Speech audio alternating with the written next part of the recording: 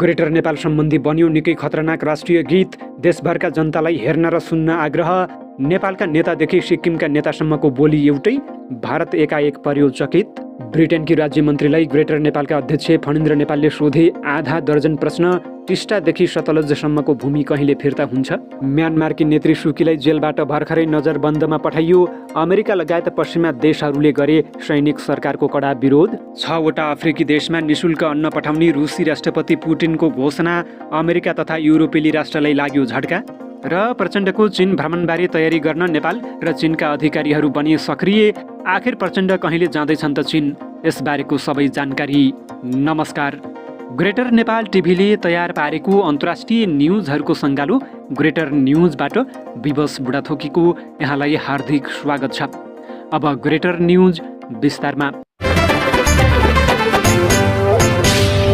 नेपालमा ग्रेटर नेपालको बहस चर्किरहेका बेला गायक विनोद दुनुवारको स्वरमा सजिएको ग्रेटर नेपाल सम्बन्धी मनै छुने गीत बजारमा सार्वजनिक भएको छ।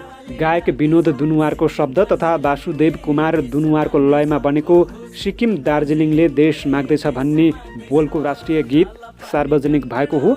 नेपालमा ग्रेटर नेपालको बहस चर्किरहेका बेला यो गीतले ग्रेटर नेपाल अभियानलाई अघि बढाउन प्रेरणा दिएको बताइएको छ। यो गीतको पुरा भिडियो हेर्न हामीले डिस्क्रिप्सनमा लिङ्क दिएका छौँ, त्यहाँ गएर क्लिक गर्नुहोला। नाला पानी काङ्गडा टिस्टाले डाक्दैछ, सिक्किम दार्जिलिङले देश माग्दैछ। नाला पानी काङ्गडा टिस्टाले डाक्दैछ, सिक्किम दार्जिलिङले देश माग्दैछ। ओहो सिक्किम दार्जिलिङले देश माग्दैछ। वर्तमान सरकारले सिक्किमलाई 1816 सालको सन्धि भन्दा पहिलाको ग्रेटर नेपालमा विलय गरिसकेको छ। प्रेमसिंह गोलेले सिक्किमलाई चाहिँ टेक्निकली विलय गरिसकेको छ, सिक्किमलाई बोर्डरलेस बनाइसकेको छ। तर सिक्किम चाहिँ 1975 मा मात्रै तपाईको आज भारतमा गाभिएको हुनाले गर्दा सिक्किमले दोहोरो रेफरेन्डम गरेर सिक्किम एसेम्ब्लीले फेरि अर्को एउटा प्रपोजल पास गरेर सिक्किमलाई फेरि आफ्नै अस्तित्वमा स्वतन्त्र देशको अस्तित्वमा चाहिँ फर्काइले हुन सक्दैन भनेर चाहिँ कतै पनि तपाईको लिखित त्यस्तो खालको एग्रिमेन्ट छैन अझै। त्यसले गर्दाखेरि आज पनि सिक्किमेहरु चाहिँ तपाईको लगभग आफ्नो देश, आफ्नो स्वतन्त्र राष्ट्र, आफ्नो माटोको मालिक बन्ने अधिकार बोकेर बसिरहेको छ। अहिले हिन्दुस्तानबाट अंग्रेज गइसकेको छ। अंग्रेजको पालामा जुन परिस्थिति थियो त्यो परिस्थिति न हिन्दुस्तानमा छ। अंग्रेजको पालामा जे परिस्थिति त्यति बेला नेपालमा जङ्गबहादुरको समयमा थियो त्यो परिस्थिति न अब अहिले नेपालमा छ। तर फेरि पनि अंग्रेजका पालाका सन्धि सम्झौताहरू किन कायम छन्? प्रत्येक नेपालीहरूले आज सोच्नुपर्ने बेला आएको छ। सुगौली सन्धिबाट नेपालले ब्रिटेनलाई सुम्पेको 60,000 वर्ग किलोमिटर जमिन आजसम्म ब्रिटेनले फिर्ता नगर्नुको कारण जान्ने उत्सुकता प्रकट गर्दै ब्रिटेनकी विदेश मामिला तथा कमनवेल्थ राज्यमन्त्री अन्ने मेरी ट्रेभिलियनलाई ग्रेटर नेपाल राष्ट्रवादी मोर्चाले ब्रिटेनको राजदूत मार्फत 5 बुँदे पत्र पठाएको छ। सन् 1947 जुलाई 18 मा ब्रिटेनले आफ्नो संसदद्वारा इन्डियन इन्डिपेन्डेन्स एक्ट पारित गरी 1947 अगस्त 14 र 15 मा पाकिस्तान र इन्डियाको निर्माण गर्दा नेपालको भूमि नेपालको कुनै सहमति बिना इन्डियामा छाड्नुको कारण माग्दै मोर्चाले राज्य मन्त्री अन्य मेरीसँग आधा दर्जन प्रश्न गरेको छ। 1950 अक्टोबर 30 मा भएको नेपाल ब्रिटेन सन्धिको धारा 8 ले सुगौली सन्धि रद्द गरे पनि त्यो जमिन आजका मितिसम्म इन्डियाको उपनिवेशमा रहेकोमा मोर्चाले सोधेको छ। सन्धिमा सही गर्ने तर त्यसको पालना नगर्ने हो भने सन्धि गर्नुको औचित्य के ब्रिटेनले नेपाली भूभागमाथिको उपनिवेश 1947 अगस्त 15 मा इन्डियालाई हस्तान्तरण गरेको हो? के उपनिवेश हस्तान्तरण हुन्छ? स्वतन्त्र मुलुक नेपालको जमिन नेपालको लिखित सहमति बिना ब्रिटेनले इन्डियालाई जिम्मा लगाउन मिल्छ? उपनिवेशको पीडा हामीले कहिलेसम्म भोगिरहने? त्यो जमिन हामीले कहिलेसम्ममा फिर्ता पाउँछौँ? ग्रेटर नेपाल राष्ट्रवादी मोर्चाले ब्रिटेनले यी पक्षहरूको जवाफ दिनुपर्छ भन्ने माग ब्रिटेनकी राज्य मन्त्रीसँग गरेको छ। पत्रको बोधार्थ अफगानिस्तान, बङ्गलादेश, भुटान, इन्डिया, चीन, मालदिप्स, नेपाल, पाकिस्तान र श्रीलङ्काका विदेश मन्त्री तथा सार्क सचिवालयलाई समेत दिएको छ। ग्रेटर नेपाल राष्ट्रवादी मोर्चाले बारम्बार ज्ञापन पत्र बुझाए पनि ब्रिटेनले कुनै प्रतिक्रिया नदिएको विषयमा सोध्दा मोर्चाका अध्यक्ष फणिन्द्र नेपालले यसो गरेर मोर्चाले सुगौली सन्धिको मुद्दालाई मर्नबाट बचाएको र सरकारका निम्ति पृष्ठभूमि र वातावरण बनाइदिएको बताएका छन्।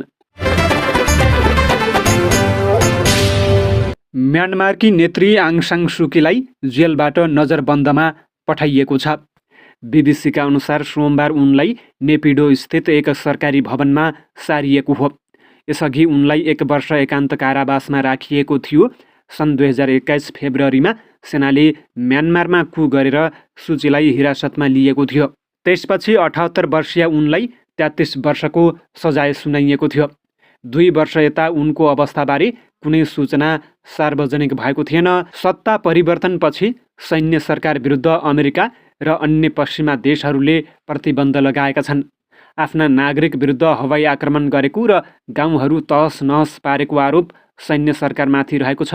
यसैबीचमा म्यानमार सैन्य सरकार विरुद्ध पिपुल्स डिफेन्स फोर्स पनि सङ्गठित भएको छ। रुसका राष्ट्रपति भ्लादिमिर पुटिनले 6वटा अफ्रिकी देशमा निशुल्क अन्न पठाउने घोषणा गर्नुभएको छ।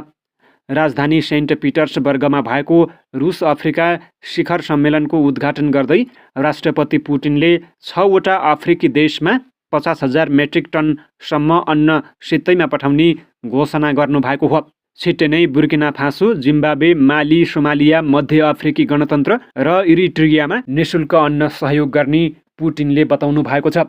रुसले युक्रेनको अन्नलाई ब्ल्याक सी अर्थात् काला सागरको बन्दरगाहबाट अफ्रिका, मध्यपूर्व र एसियाका देशहरूमा लैजान दिने सम्झौता नवीकरण नगरेपछि युक्रेनको खाद्यान्न निर्यात हुन पाएको छैन। गहुँ, जौँ, मकै र सूर्यमुखीको तेलमा विश्वका धेरै देश रुस र युक्रेनको भर पर्दै आएका छन्। रुसले युक्रेनी खाद्यान्न निर्यातको सम्झौतामा नवीकरण नगरेपछि विश्वभर मूल्य बढ्ने र केही देशमा भोकमरीको डर सिर्जना भएको छ। सन् 2022 को मध्यमा संयुक्त राष्ट्रसङ्घ र टर्कीले मध्यस्थता गरेको ब्ल्याक सी अन्न सम्झौताले युद्धको बावजुद 3 करोड 30 लाख टन युक्रेनी अन्न निर्यात भएको थियो। प्रधानमन्त्री पुष्पकमल दाहाल प्रचण्डको चीन भ्रमणबारे चर्चा चलेको लामो समय भए पनि मिति तोकिएको छैन। आगामी सेप्टेम्बरमा भ्रमण गर्ने गरी तयारी चलिरहेको बताइएको छ। पहिलो विदेश भ्रमणका रूपमा भारत भ्रमण गरेका प्रधानमन्त्री प्रचण्ड हाल इटलीको भ्रमणमा छन्। उनी शुक्रबार 10 बजे स्वदेश फर्किँदैछन्। उनी इटलीबाट फर्केपछि चीन भ्रमणको तयारी तीव्र हुने बताइएको छ। परराष्ट्र मन्त्री एनपी साउदले आगामी सेप्टेम्बरमा प्रधानमन्त्री प्रचण्डले चीनको औपचारिक भ्रमण गर्ने बताइसकेका छन्। प्रधानमन्त्री प्रचण्डको चीन भ्रमणको तयारी चलिरहँदा हालै चिनिया कम्युनिस्ट पार्टीका केन्द्रीय राजनीतिक ब्युरो सदस्य तथा चोङकिङ नगर कमिटीका सचिव युआन च्याचुनले नेपालको भ्रमण गरी फर्किसकेका छन्। उनले प्रचण्डको चीन भ्रमणको बारेमा प्रधानमन्त्री प्रचण्डदेखि लिएर परराष्ट्र मन्त्री साउदसँग समेत छलफल गरेर फर्केका छन्। प्रधानमन्त्री प्रचण्डको चीन भ्रमणको तयारीका लागि परराष्ट्र मन्त्री साउद पनि चीन जाने तयारी गरिरहेको परराष्ट्र स्रोतले जनाएको छ। उनी जुलाईको अन्तिम वा अगस्तको पहिलो हप्ता चीन भ्रमणमा जाने बुझिएको परराष्ट्र मन्त्रालय स्रोतले दाबी गरेको छ। मन्त्री साउदले चीनको भ्रमण गरेपछि प्रधानमन्त्रीको भ्रमण सम्बन्धी कार्यक्रम ठोस रूपमा अगाडि बढ्ने परराष्ट्र मन्त्रालय स्रोतले जनाएको छ। प्रचण्डको निजी सचिवालयका एक सदस्यले पनि इटालीबाट फर्केपछि प्रधानमन्त्रीको चीन भ्रमणको तयारी सुरु हुने बताएका छन्। 2065मा प्रचण्ड पहिलो पटक प्रधानमन्त्री बनेपछि उनले आफ्नो विदेश भ्रमण चीनबाट सुरु गरेका थिए। त्यो भ्रमण विवादमा तानिएपछि चीनबाट फर्कने क्रममै उनले एयरपोर्टमा भनेका थिए ओलम्पिक खेलको समापन कार्यक्रममा सहभागी हुन चीन गएको हुनाले चीन भ्रमण अनौपचारिक हो। पहिलो औपचारिक भ्रमण भारतबाट नै हुनेछ। त्यसपछि प्रचण्ड दोस्रो पटक प्रधानमन्त्री हुँदा 2075 भदौमा पहिलो विदेश भ्रमण भारतबाट गरेका थिए। तर त्यति बेला पनि चीनले उनको पहिलो भ्रमण आफ्नो देशबाट गराउन खोजेको थियो। यद्यपि त्यति बेला प्रचण्डले 2065को जस्तो जोखिम लिन चाहेनन्। उनले पहिले भारत भ्रमण गरे, त्यस लगत्तै चीनको भ्रमण गरेका थिए। त्यति बेला उनले भारत र चीनलाई सन्तुलनमा राख्न प्रयास गरेका थिए। यसपटक पनि उनी प्रधानमन्त्री बनेको 6 महिना नबित्दै भारत भ्रमण गरिसकेका छन्। जबकि प्रचण्ड प्रधानमन्त्रीमा नियुक्त भएपछि विदेश भ्रमणको पहिलो निम्तो चीनबाट आएको थियो। त्यसको खुलासा स्वयं प्रचण्डले राष्ट्रिय सभाको बैठकबाट गरेका थिए।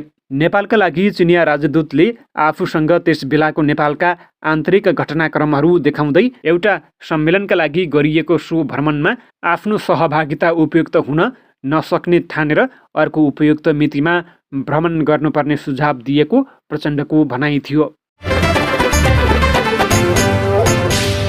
हवस् त, यिनै खबरसँगै ग्रेटर नेपाल टिभीले तयार पारेको अन्तर्राष्ट्रिय न्युजहरूको सङ्गालो ग्रेटर न्युजको समय सकिएको छ। प्रत्येक पलका ताजा अपडेटको लागि हामी तपाईँको माझमा छौँ। नमस्कार।